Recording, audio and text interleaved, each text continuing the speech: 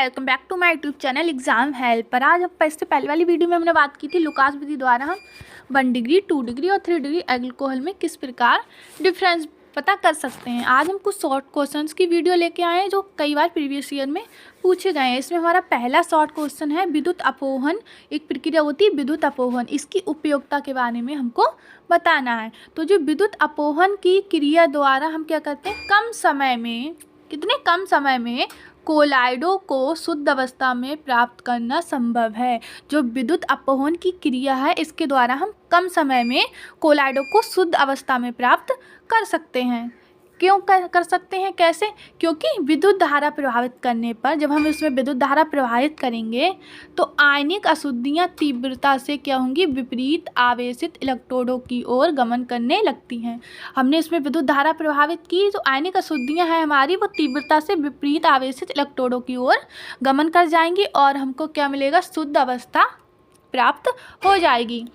अगर हम इसके विपरीत बात करें तो इसके प्रक्रम में जो अचालक अशुद्धियाँ हैं, क्या है हमारी अचालक अशुद्धियाँ, जैसे अल्कोहल, शक्कर आदि के पृथक्करण को तीव्र नहीं किया जा सकता है।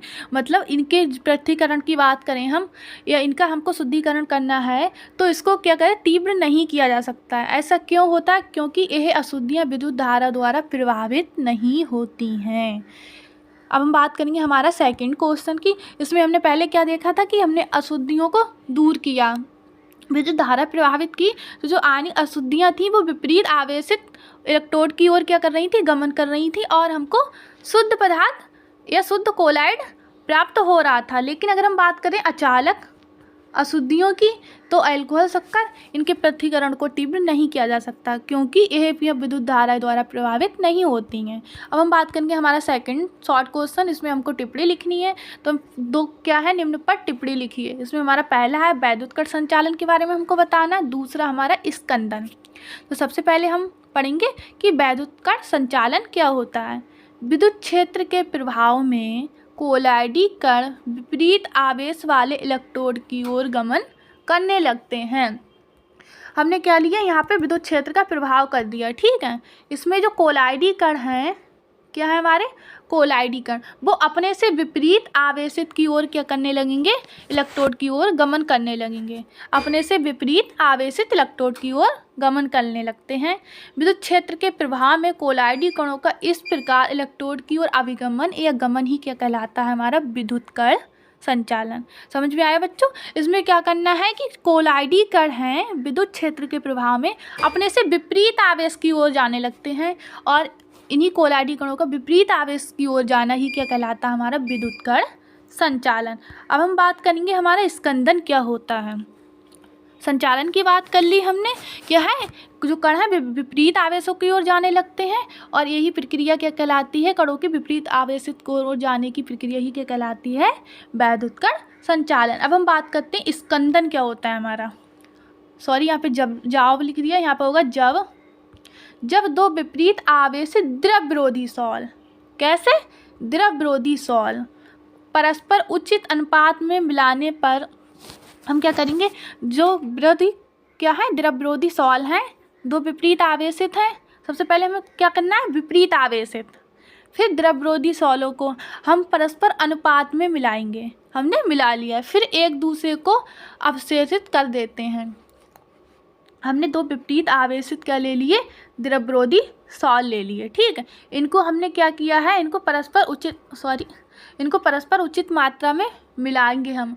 तो मिलाने पर क्या होगा, इनमें एक दूसरे को अपक्षेपित कर देते हैं। ये मिलेंगे नहीं, एक दूसरे को अपक्षेपित कर देते हैं। इससे ही क्या कहते हैं, हम पारस्परिक स्कंदन कहते हैं। हमने दो विपरीत आवेशित द्रव ले लिए, अगर हम द्रव विरोधी सॉल ले लिए, अगर हम उनको परस्पर मात्रा में मिलाने की कोशिश करेंगे तो वो मिलेंगे ही नहीं, अपक्षेपित हो जाएंगे और इसी को हम कहते हैं स्कंदन। अब हम बात करेंगे हमारा थर्ड क्वेश्चन है, जो एक दंतु लिगेंड को उदाहरण की सहायता से समझाइए। तो सबसे पहले हम पढ़ेंगे हमारा एक दंतु लिगेंड क्या होता है, उसके बाद उसके एग्जाम्पल।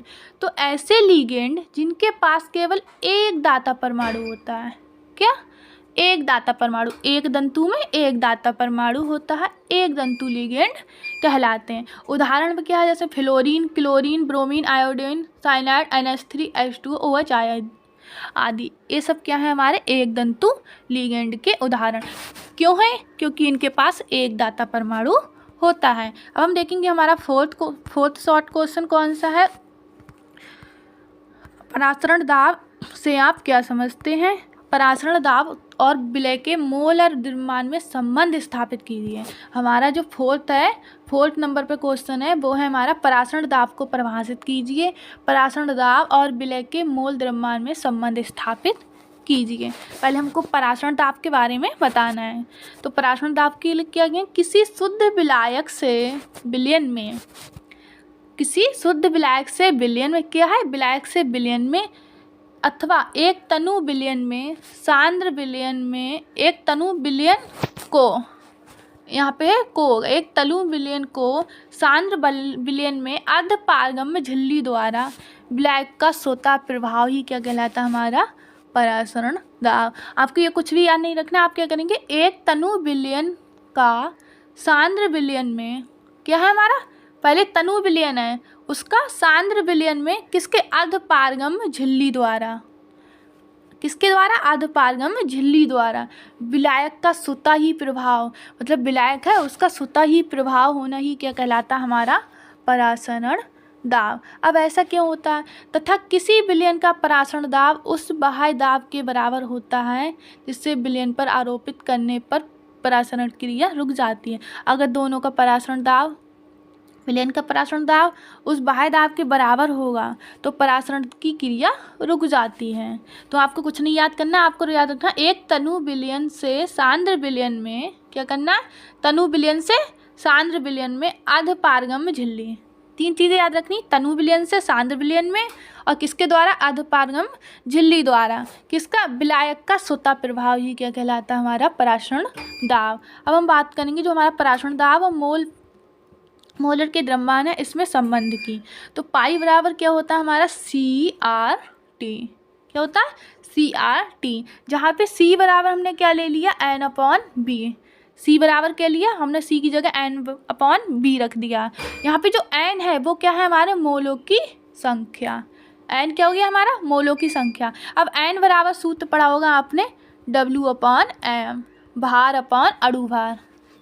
सबसे पहले हमने पाई बराबर CRT ले लिया, C बराबर क्या है N/B ले लिया हमने, फिर पाई बराबर क्या लिया हमने, C की जगह N/BRT लिख दिया। अब जो N है हमारी यहाँ पे वो क्या हमारे मोलों की संख्या हो गई, तो N की जगह हम क्या लिखेंगे W/M। तो हमने W/M लिख लिया N की जगह, इंटू B नीचे तो इंटू में B आ गई, इंटू RT। ये क्या होगा हमारा परासरण दाब और विलय के मोलर द्रव्यमान में संबंध हो गया। अब हम बात करेंगे हमारे लास्ट क्वेश्चन की। तो लास्ट क्वेश्चन हमारे रिएक्शन वाला होने वाला है। इसमें है एनालीन के नाइट्रीकरण की विधि और अभिक्रियाओं के रासायनिक समीकरण लिखिए।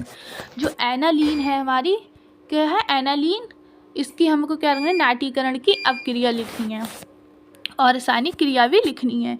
तो एनालीन का नाइट्रीकरण क्या होता है,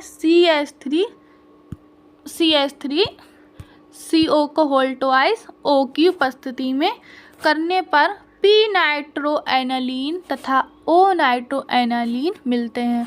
हम क्या करेंगे, ये क्या होगा हमारा CH3 CO का होल ट्वाइस O की उपस्थिति में हमको क्या करानी है, क्रिया करानी है।